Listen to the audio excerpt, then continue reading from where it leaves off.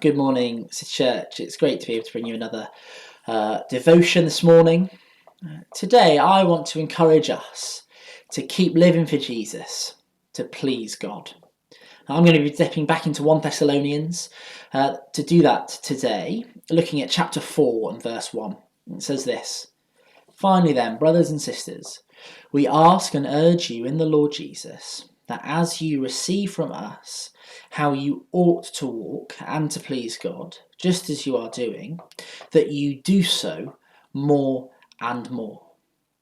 This church, my hope for you this morning is that you use what you have learnt and are learning about God to live for Jesus, to become more like him, therefore pleasing God.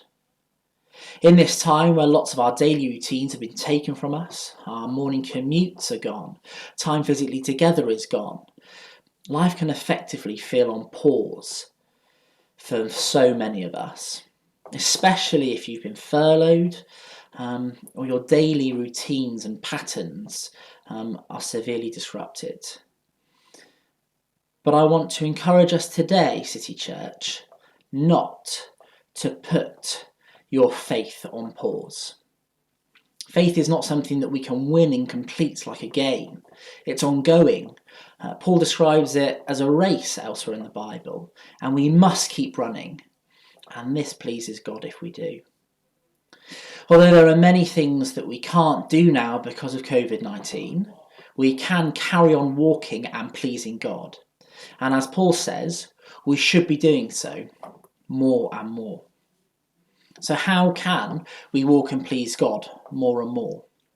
Well, maybe pleasing God sounds like an impossible task to you this morning. You've messed up and done things that aren't pleasing to God, like losing your patience with your housemates, or giving in to sexual desires, or those things that entice you and that replace God. How could you possibly start living a pleasing life when these things seem to have such a grip?